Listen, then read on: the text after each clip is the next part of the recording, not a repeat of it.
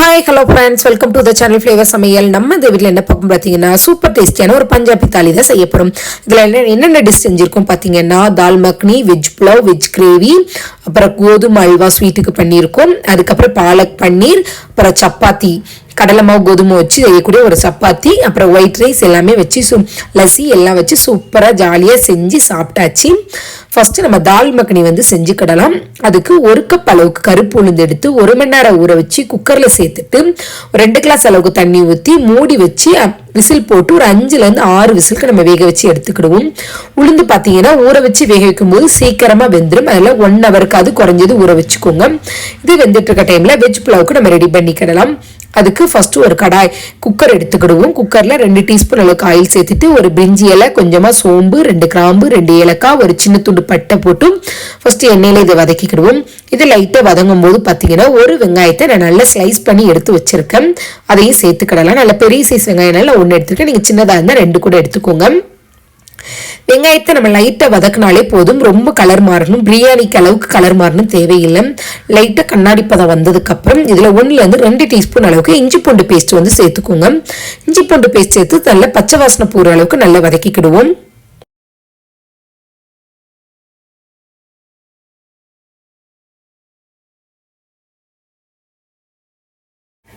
இஞ்சி பூண்டு பேஸ்டோட பச்சை வாசனை போனதுக்கு அப்புறம் பாத்தீங்கன்னா இதுல ஒரு தக்காளி நான் ஸ்லைஸ் பண்ணி வச்சிருக்கேன். அதையும் சேர்த்துக்கிடுவோம். தக்காளி நல்லா மசிஞ்சு வர அளவுக்கு நல்லா வதக்கிக்கிடலாம். தக்காளி அதோட 2 பச்சை மிளகாவும் சேர்த்துக்கோங்க. இது எல்லாத்தையும் ஒரு 5 நிமிஷம் நல்லா வதக்கிக்கிடுவோம்.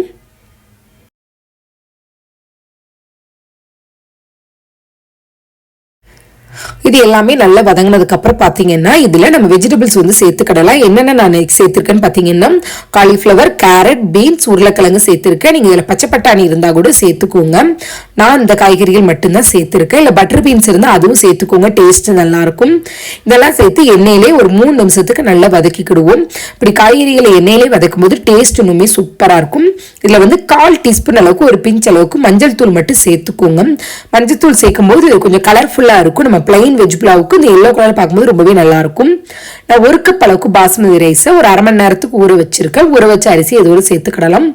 1 கப் அரிசிக்கு 1.5 கப் அளவுக்கு தண்ணி கரெக்டா இருக்கும். 1.5 கப் அளவுக்கு தண்ணி ஊத்திட்டு இதுக்கு தேவையான அளவு உப்பும் எப்பவுமே சேர்த்துக்கோங்க. சேர்த்துட்டு கொஞ்சமா மல்லி இலை, புதினா இருந்துச்சுன்னா சேர்த்துட்டு மூடி வச்சு ஒரு 1லேருந்து 2 விசிலுக்கு வச்சாலே போதும். ஏன்னா ஒரு விசில் வச்சுட்டு ஒரு 5 நிமிஷம் லோ ஃப்ளேம்ல வச்சிங்கனாலே சூப்பரா வெந்துடும் அரிசி. இப்போ மூடி வச்சு ஒரு 2 விசிலுக்கு நான் வேக வச்சு எடுத்துக்கிறேன்.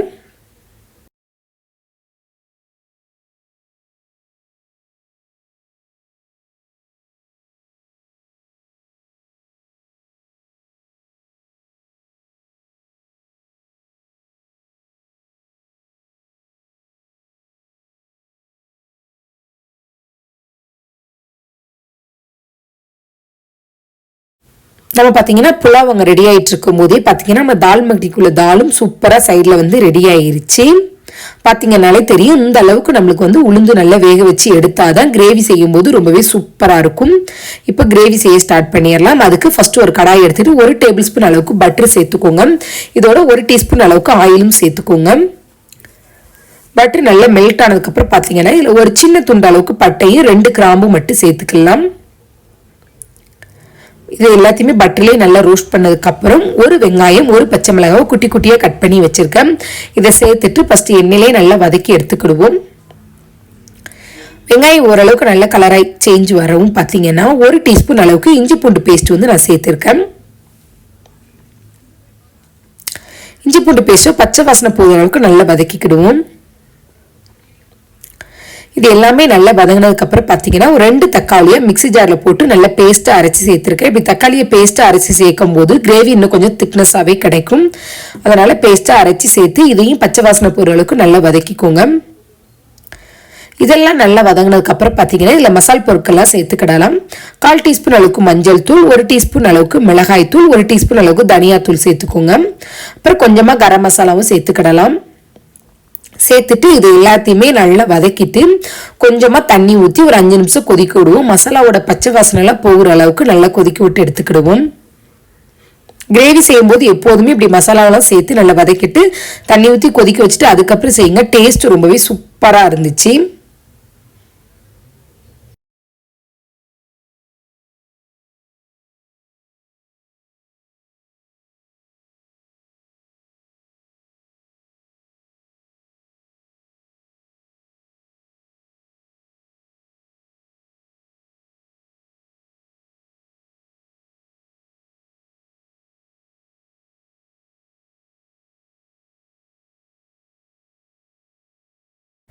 இப்போ பார்த்தீங்கன்னா தண்ணி ஊற்றி ஒரு 5 நிமிஷம் நல்லா கொதிக்க வச்சாச்சு. நல்லா கொதிச்சு அதிலே பார்க்கும்போது எண்ணெய் பிரிஞ்சு வந்துருச்சு. இப்போ நம்ம வேக வச்சு கருப்பு உளுந்தை இதில் சேர்த்துக்கிடலாம். இந்த தால் மக்னி பார்த்தீங்கன்னா டேஸ்ட் வைஸ் ரொம்பவே சூப்பராக இருந்துச்சு. ஃபர்ஸ்ட் டைம் நானே செஞ்சு சாப்பிட்டேன். டேஸ்ட் நல்லாச்சு. நான் செய்யும்போது கொஞ்சம் பயந்துக்கிட்டே தான் செஞ்சேன். ஆனால் ஒயிட் ரைஸோடலாம் சேர்ந்து சாப்பிடும்போது ரொம்பவே சூப்பராக இருந்துச்சு. ஒரு வித்தியாசமான டேஸ்ட்டும் கூட, கொஞ்சம் ஹெல்தி வெர்ஷன் கூட. கருப்பு உளுந்தெல்லாம் ரொம்பவே நல்லது. அதனால் இந்த ரெசிபியை கண்டிப்பாக செஞ்சு பாருங்கள். இப்போ கருப்பு உளுந்து சேர்த்து நல்லா மசாலாவோட கலந்ததுக்கப்புறம் இந்த கிரேவிக்கு தேவையான அளவு தண்ணி ஊற்றிட்டு இதுக்கு தேவையான அளவு உப்பும் போட்டு மூடி வச்சு ஒரு 5 நிமிஷம் நம்ம கொதிக்க விட்டாலே போதும். ஏன்னா மித்தது எல்லாமே நம்ம ஆல்ரெடி குக் பண்ணியிருக்கோம். அதனால மூடி வச்சு ஒரு 5 நிமிஷம் மட்டும் வேக வச்சு எடுத்துக்கிடுவோம்.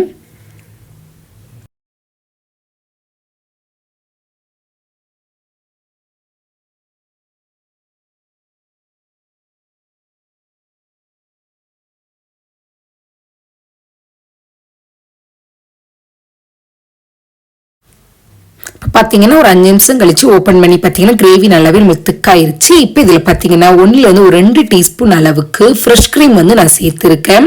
கொஞ்சம் திக்காக இருக்குது. நீங்கள் கொஞ்சம் லிக்விடாக இருக்கும்போதே சேர்த்துக்கோங்க. ஃப்ரெஷ் க்ரீம் சேர்த்து நல்லா கலந்து விட்டு எடுத்தீங்கன்னா சூப்பர் டேஸ்டான க்ரீமியான தால் மக்னி ரெடி ஆயிடுச்சு. நீங்கள் இருந்துச்சுன்னா சேர்த்துக்கோங்க, இல்லைன்னா ஸ்கிப் பண்ணிக்கோங்க. ரொம்பவே சூப்பரான தால் மக்னி ரெடி பண்ணியாச்சு. அடுத்து வெஜ் கிரேவிக்கு ரெடி பண்ணிக்கலாம். அதுக்கு ஃபர்ஸ்ட் ஒரு கடாய் வச்சுட்டு 2 டீஸ்பூன் அளவுக்கு ஆயில் சேர்த்துட்டு கொஞ்சமாக சோம்பு, 2 கிராம்பு, 2 ஏலக்காய், ஒரு சின்ன துண்டு பட்டை போட்டு ஃபர்ஸ்ட் சாட்டை பண்ணிக்கிடுவோம். இது லைட்டாக பொரிஞ்சதுக்கு அப்புறம் பார்த்தீங்கன்னா இதில் ஒரு வெங்காயம், ஒரு பச்சை மிளகாய் நான் சேர்த்துருக்கேன். குட்டி குட்டியாக சாப் பண்ணி வச்சிருக்கேன். அதையும் சேர்த்துட்டு எண்ணெயில் வதக்கிக்கிடுவோம். நீங்கள் ஃபஸ்ட்டே பார்த்தீங்கன்னா தாலிலாம் நம்ம டிஷ் நிறைய செய்யும் போது வெங்காயம், தக்காளி, பச்சை மிளகாய், இஞ்சி பூண்டு பேஸ்ட் எல்லாமே ஃபஸ்ட்டே ப்ரிப்பேர் பண்ணி ரெடி பண்ணி எடுத்து வச்சிட்டிங்கன்னா நம்மளுக்கு குயிக்காகவே வேலை முடிஞ்சிடும். வெங்காயம் ஃபஸ்ட்டு வதங்கினதுக்கப்புறம் ஒரு மிக்சி ஜாரில் 2 தக்காளி, ஒரு 5-6 போல் முந்திரி பருப்பு சேர்த்துட்டு இதை பார்த்தீங்கன்னா நான் ஒரு ஃபைன் பேஸ்ட்டாக அரைச்சி எடுத்துக்கிடுவோம். இப்படி முந்திரி பருப்பு சேர்த்து அரைக்கும் போது கிரேவி இன்னுமே கொஞ்சம் திக்காக நல்லா க்ரீமியாக கிடைக்கும். அதனால் முந்திரி பருப்பு சேர்த்து அரைச்சிக்கோங்க. வெங்காயம் நல்லா வதங்கினதுக்கப்புறம் இதில் இஞ்சி பூண்டு பேஸ்ட் சேர்த்துக்கிடுவோம். நீங்கள் பார்த்தீங்கன்னா டைரெக்டாக பாத்திரத்தில் வைக்காமல் குக்கர்லேயே எல்லாத்தையும் வதக்கிட்டு 1 ஒரு 2 விசில் வேக வச்சு அப்படி கூட எடுத்துக்கிடலாம். அது இன்னுமே சீக்கிரமாக வேலை முடிஞ்சிடும். நான் இன்னைக்கு நார்மல் கடாயில் தான் நம்ம செஞ்சுருக்கேன். இஞ்சி பூண்டு பேஸ்ட்டோட பச்சை வாசனை போனதுக்கப்புறம் அரைச்சி வச்சிருக்க தக்காளி, முந்திரி பருப்பு பேஸ்ட்டை இதோடு சேர்த்துக்கிடலாம். தக்காளி, முந்திரி பருப்பு பேஸ்ட்டோட பச்சை வாசனை போகிறதுக்கு ஒரு 2 நிமிஷம் நல்லா எண்ணெயிலே வதக்கிக்கிடுவோம். இது லைட்டாக வதங்கினதுக்கப்புறம் பார்த்தீங்கன்னா இதிலே அதே மாதிரி மசாலா பொருட்கள்லாம் சேர்த்துக்கிடலாம். மஞ்சள் தூள், மிளகாய் தூள், தனியாத்தூள், அப்புறம் கரம் மசாலா. அதுக்கப்புறம் பார்த்தீங்கன்னா நீங்கள் வெஜ் கிரேவிக்குள்ள மசாலா பஞ்சாபி ஸ்டைலில் அந்த மசாலா பவுடர் இருந்துச்சுன்னா சேர்த்துக்கோங்க. இல்லைன்னா நமக்கு ஆம்ச்சூர் பவுடர் இருக்குல்ல, காஞ்ச மாங்காய் பவுட்ரு, அது இருந்தால் கூட சேர்த்துக்கோங்க. நான் பார்த்தீங்கன்னா காஞ்ச மாங்காய் பவுட்ரு ஒரு இருந்துச்சு, அதனால் ஒரு 1/2 டீஸ்பூன் அளவுக்கு மட்டும் சேர்த்துருக்கேன். அதை மட்டும் சேர்க்கும் போதே டேஸ்ட் ரொம்பவே சூப்பராக இருந்துச்சு. நீங்கள் வெஜ் புலாவுக்கு மட்டும் இல்லை, இது சப்பாத்தி எல்லாத்தோடு சேர்ந்து சாப்பிடும்போது இந்த கிரேவி ரொம்பவே சூப்பராக இருக்கும். இப்போ மசாலாவெல்லாம் எண்ணெயிலே வதக்கினதுக்கப்புறம் நம்ம கட் பண்ணி வச்சுக்க காய்கறிகளை சேர்த்துக்கிடலாம். இதே மாதிரி வெங்காயம் இதில் என்னென்ன சேர்த்துருக்கேன்னு பார்த்தீங்கன்னா கேரட், பீன்ஸ், அப்புறம் உருளைக்கிழங்கு, அப்புறம் காலிஃப்ளவர் சேர்த்துருக்கேன். நீங்கள் குடமிளகா இருந்தால் கூட சேர்த்துக்கோங்க. இதெல்லாம் மசாலாவோட நல்லா கோட் ஆகிற அளவுக்கு நல்லா மிக்ஸ் பண்ணி விட்டுட்டு இந்த கிரேவிக்கு தேவையான அளவு தண்ணியும் உப்பும் சேர்த்துக்கோங்க. இந்த கிரேவி பார்த்தீங்கன்னா லிக்விட் இல்லாமல் கொஞ்சம் செமி கிரேவியாக தான் செய்ய போகிறோம். அதனால் கொஞ்சமாக தண்ணி ஊற்றிட்டு இதுக்கு தேவையான உப்பு போட்டு மூடி வச்சு ஒரு 6 ஒரு 7 நிமிஷம் வேக வச்சுக்கிடுவோம். நம்மளுக்கு அந்த காய்கறிகள் வேகிற டைம் மட்டும் கிடைச்சாலே போதும். நம்மளுக்கு பார்த்தீங்கன்னா கிரேவி ரெடி ஆகிட்டு இருக்க டைம்லேயே நம்ம சப்பாத்திக்கு மாவு பிசைஞ்சு எடுத்துக்கிடுவோம். அதுக்கு 1 கப் அளவுக்கு கோதுமை மாவு, 1/2 கப் அளவுக்கு கடலை மாவு சேர்த்துக்குவோம். கடலை மாவு சேர்க்கும் போது டேஸ்ட் ரொம்பவே நல்லா இருந்துச்சு, நல்லா சாஃப்டாகவுமே கிடைச்சிச்சு. இதுக்கு தேவையான அளவு உப்பு, 1 டீஸ்பூன் அளவுக்கு பெருங்காயத்தூள், கண்டிப்பாக ஓமம் சேர்த்துக்கோங்க. 1 டீஸ்பூன் அளவுக்கு ஓமமை கையில் இப்படி 2 பக்கமும் கசக்கிட்டு சேர்த்திங்கன்னா அதோட ஃப்ளேவர் ரொம்பவே சூப்பராக இருக்கும். அப்புறம் 1 டீஸ்பூன் அளவுக்கு ஆயில் சேர்த்துட்டு ஜஸ்ட் மிக்ஸ் பண்ணிக்கோங்க. மிக்ஸ் பண்ணிட்டு இதில் ஒரு வெங்காயத்தை குட்டி குட்டியாக கட் பண்ணி வச்சிருக்கேன், அதையும் இதோட சேர்த்துக்கிடலாம். சேர்த்து நல்லா கலந்து விட்டதுக்கப்புறம் தண்ணி ஊற்றி நம்ம எப்போதும் சப்பாத்தி மாவு எப்படி பிசைவோமோ அதே மாதிரி பிசைஞ்சு எடுத்துக்கிடுவோம். ஆனால் இந்த மாவு பார்த்தீங்கன்னா பிசைஞ்சு ஒரு 1/2 ஹவருக்காவது ஊற வச்சுட்டு அதுக்கப்புறம் தேய்ச்சாதான் நல்லாவே சாஃப்ட்னஸாகவும் சூப்பராகவும் கிடச்சிச்சு. மாவு நல்லா பிசைஞ்சதுக்கப்புறம் இதில் ஒரு 2 டீஸ்பூன் அளவுக்கு ஆயில் ஊற்றிட்டு நல்லா பிசைஞ்சுக்கோங்க. அப்படின்னா நம்ம கையில் ஒட்டாமல் கிடைக்கும். ஏன்னா கடலை மாவு சேர்த்துக்கிறதுனால கொஞ்சம் கையில் ஒட்டுற மாதிரி தான் இருக்கும். அப்புறம் ஆயில் போட்டு பிசையும் போது கையில் ஒட்டாமல் சூப்பராக கிடைக்கும். இப்போ பிசைஞ்சாச்சு. இது ஒரு 1/2 ஹவர் ஊற வச்சுக்கிடுவோம். இது ஊறிட்டு இருக்க டைம்ல மற்ற இதை கிரேவி பாலக் பன்னீர்லாம் செய்ய வேண்டியது இருக்கு. அதெல்லாம் செஞ்சு முடிக்கிறதுக்குள்ள இதுவும் ஊறிட்டு இருக்கும். சூப்பரா ரெடி பண்ணிடலாம்.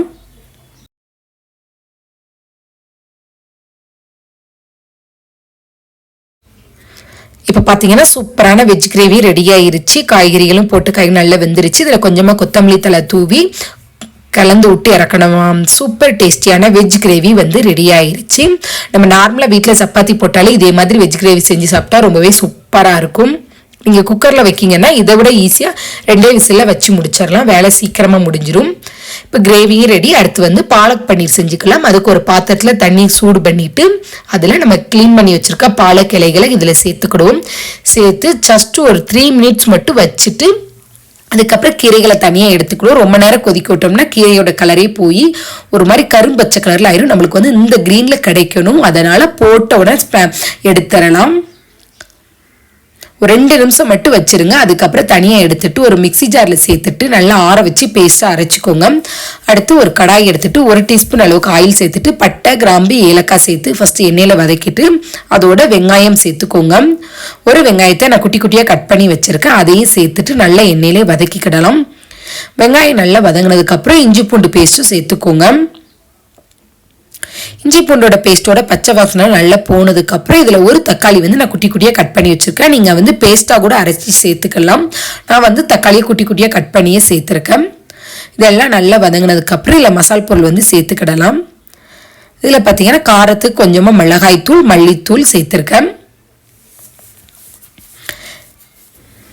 கொஞ்சமாக பார்த்தீங்கன்னா கரம் மசாலாவும் சேர்த்துட்டு ஃபஸ்ட்டு எண்ணெயிலே 1 நிமிஷம் நல்லா வதக்கிக்கிடுவோம். இது லைட்டாக வதங்கினதுக்கு அப்புறம் பார்த்தீங்கன்னா நம்மளுக்கு அரைச்சி வச்சிருக்க பாலக்கீரையை இப்போ இதோட சேர்த்துக்கிடுவோம். மசாலாவோட சேர்த்து எல்லாமே கூட்டாகிற அளவுக்கு நல்லா கலந்து விட்டுக்கோங்க. கீரையே சாப்பிடாத குழந்தைங்களுக்கு கூட இப்படி பாலக்கீரை வச்சு கூடுங்க. பன்னீர் போட்டு ரொம்பவே சூப்பராக விரும்பி சாப்பிடுவாங்க. என் வீட்டு பசங்களுக்கு பாலக் பன்னீர் பாலக் சப்பாத்தி எல்லாமே ரொம்பவே பிடிக்கும். அதனால பாலக் பன்னீரும் ரொம்பவே விரும்பி சாப்பிட்டாங்க அன்னைக்கு. இப்போ அரைச்சி வச்ச கீரையை சேர்த்து நல்லா கலந்து விட்டுட்டு இதுக்கு தேவையான அளவு தண்ணியும் ஊற்றி உப்பும் போட்டு ஒரு 5 நிமிஷம் நல்லா கொதிக்க விட்டுக்கிடுவோம்.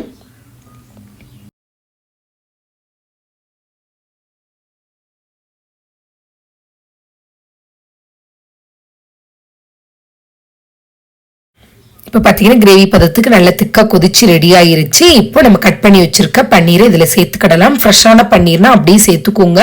உங்களுக்கு வச்சு ஒரு வாரம் கிட்ட ஃப்ரிட்ஜில் வச்சு ஆயிடுச்சுன்னா சுடுதண்ணியில் பன்னீரை வந்து கட் பண்ணி போட்டு ஒரு 5 நிமிஷம் ஊற வச்சுட்டு அதுக்கப்புறம் சேர்த்திங்கன்னா பன்னீர் நல்லாவே சாஃப்டாக இருக்கும். பன்னீர் சேர்த்து இதுக்கு தேவையான உப்பும் போட்டுக்கோங்க.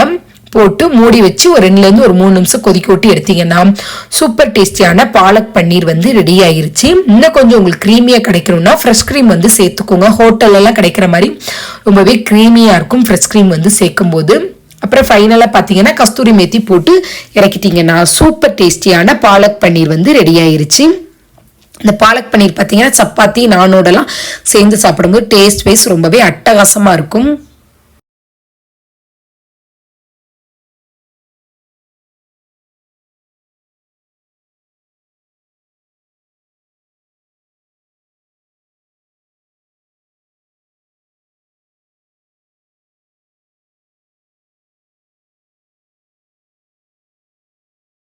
அடுத்து பார்த்தீங்கன்னா சூப்பர் டேஸ்டியான கோதுமை அல்வா வந்து செஞ்சிடலாம். அதுக்கு ஒரு பாத்திரத்தில் 2 கப் அளவுக்கு தண்ணி சேர்த்துட்டு 1/2 கப் அளவுக்கு சர்க்கரை சேர்த்து தண்ணியை கொதிக்க விட்டால் மட்டும் போதும். நமக்கு சுகர் கரைஞ்சா மட்டும் போதும்.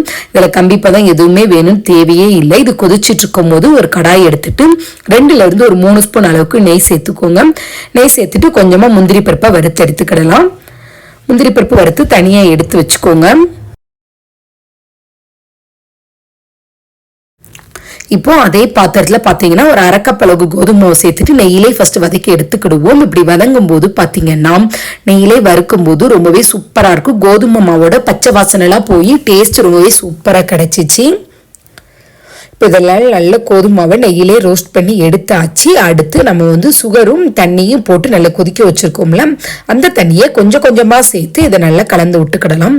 இந்த ஸ்வீட் பார்த்தீங்கன்னா ஒரு இன்ஸ்டண்ட்டாக குறைஞ்சது ஒரு 10 நிமிஷத்தில் சூப்பராக ரெடி பண்ணக்கூடிய ஒரு ஸ்வீட்டு. நம்ம வீட்டில் ஏதாவது ஒரு பூஜை பண்ணுறவங்க டக்குன்னு செய்யும்போது இந்த ஸ்வீட்டை செஞ்சு பிரசாதமாக வச்சு சாப்பிடும்போது ரொம்பவே சூப்பராக இருக்கும். இந்த தண்ணியை கொஞ்சம் கொஞ்சமாக சேர்த்து கோதுமை மாவு கட்டி விழுகாத அளவுக்கு நல்லா கலந்து எடுத்துக்கிடலாம். அரைக்கப்பளவுக்கு கோதுமை மாவுக்கு அரைக்கப்பளவுக்கு சர்க்கரை வந்து கரெக்டாக இருக்கும். உங்களுக்கு இன்னும் கொஞ்சம் இனிப்பு வந்து கூடுதலாக தேவைப்பட்டுச்சுன்னா கூட 2 டேபிள் ஸ்பூன் சேர்த்துக்கோங்க. இந்த தண்ணியை கொஞ்சம் கொஞ்சமாக ஊற்றி நல்லா கட்டி எதுவுமே இல்லாமல் நல்லா கலந்து விட்டிங்கன்னா கோதுமை அல்வா பதத்துக்கு சூப்பராக ரெடி ஆயிருச்சு. இப்போ இதில் பார்த்தீங்கன்னா இடையில ஒரு 2லேருந்து ஒரு 3 டேபிள் ஸ்பூன் அளவுக்கு நெய்யை கொஞ்சம் கொஞ்சமாக சேர்த்துக்கோங்க. இதில் மொத்தம் பார்த்தீங்கன்னா ஒரு 6 டேபிள் ஸ்பூன் அளவுக்கு நெய் வந்து நான் சேர்த்துருக்கேன். அப்படி நெய் சேர்க்கும் போது பாத்திரத்தில் ஒட்டாமல் நமக்கு நல்லா சுருண்டு நல்லா வரும். இப்போது அல்வாவோட பதம் வந்து சூப்பராக கரெக்டாக இருக்குன்னு அர்த்தம். இப்போ பார்த்தீங்கன்னா இந்த பதத்துக்கு சூப்பராக ரெடி பண்ணிக்கோங்க.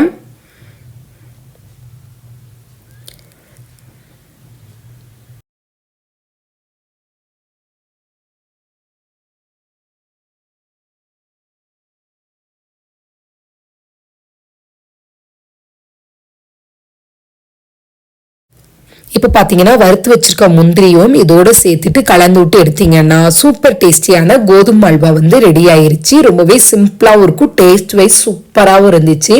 நான் செய்யும்போது பயந்தேன் எப்படி இருக்குமோ டேஸ்ட்டு, ஆனால் டேஸ்ட் சாப்பிடும்போது ரொம்பவே சூப்பராக இருந்துச்சு. வீட்டில் உள்ளவங்க ரொம்பவே விரும்பி சாப்பிட்டாங்க. இப்போ கோதுமை அல்வாவும் சூப்பராக ரெடி பண்ணியாச்சு. அடுத்து பார்த்தீங்கன்னா சப்பாத்தி மட்டும்தான் சுட வேண்டிய வேலை இருக்குது. அதுக்கு நம்ம நார்மலாக சப்பாத்தி எப்போதும் போல் தேய்க்கிற மாதிரி தேய்ச்சி எடுத்துட்டு தோசை தவா நல்லா ஹீட் பண்ணிவிட்டு ஆயில் தடவிட்டு நம்ம 2 பக்கமும் நல்லா குக் பண்ணி எடுத்ததுக்கப்புறம் ஒவ்வொரு ட்ராப் அளவுக்கு ஆயிலோ அல்லது கீ என்ன தேவையோ அதை ஃபுல்லாக தடவி 2 பக்கமும் சுட்டு எடுத்தீங்கன்னா சூப்பர் டேஸ்டியான சப்பாத்தியும் ரெடி ஆயிருச்சு. இந்த சப்பாத்தி பார்த்தீங்கன்னா கொஞ்சம் வந்து நம்ம நார்மல் சப்பாத்தி மாதிரி இல்லாமல் நம்ம வந்து பக்கடா இதெல்லாம் சாப்பிடுவோம்ல அந்த டேஸ்ட்ல இருந்துச்சு. ஏன்னா கடலை மாவு சேர்ந்துருக்கிறதுனால அப்படி இருந்துச்சு. அப்புறம் அப்பளம் வந்து அவங்க வந்து கொஞ்சம் மசாலா அப்பளம் வந்து செய்வாங்க. நம்ம வீட்டில் இருக்க அப்பளத்தையே பார்த்தீங்கன்னா தோசை தவால போட்டு 2 பக்கமும் அப்படி சுட்டு எடுத்தாச்சு. இல்லை நீங்கள் அடுப்பில் கூட சுட்டு எடுத்துக்கோங்க. நான் தோசை தவாலே போட்டு சூப்பராக சுட்டு எடுத்துட்டோம். இப்போ டிஷ் எல்லாமே ரொம்பவே சூப்பராக ரெடி ஆகிருச்சு. கிட்டத்தட்ட ஒரு 2 மணி நேரம் நின்று வேலை பார்த்ததுக்கு உட்காந்து சாப்பிடும்போது ரொம்பவே சூப்பராக இருந்துச்சு. நல்லா ஜாலியாக ஃபேமிலியோடு என்ஜாய் பண்ணி சாப்பிட்டாச்சு. என்னென்னலாம் பார்த்தீங்கன்னா வெஜ்ஜு புலாவ் செஞ்சுட்டோம், வெஜ்ஜு கிரேவி, அப்புறம் சப்பாத்தி, அப்புறம் தால் மக்னி பண்ணியாச்சு, அப்புறம் பாலக் பன்னீர், ஸ்வீட்டுக்கு பார்த்தீங்கன்னா கோதுமை அல்வா ரெடி பண்ணிட்டோம். அதுக்கப்புறம் பார்த்தீங்கன்னா ஒயிட் ரைஸும் கொஞ்சம் வச்சாச்சு. அப்புறம் சூப்பராக நல்லா சாப்பிட்டு ஜில்லுன்னு குடிக்க லஸ்ஸியும் இப்படி இதெல்லாம் செஞ்சு சேர்ந்து சாப்பிடும்போது டேஸ்ட் வைஸ் ரொம்பவே சூப்பராக இருந்துச்சு. கண்டிப்பாக நீங்களும் இந்த ரெசிபியில் ஏதாவது ஒன்றாவது செஞ்சு பார்த்து சாப்பிட்டு எப்படி இருக்குன்னு கமெண்ட் பண்ணுங்கள். ஃபேமிலியோட என்ஜாய் பண்ணி சாப்பிடுங்க. Thank you friends. மீண்டும் ஒரு வீடியோவில் சந்திப்போம்.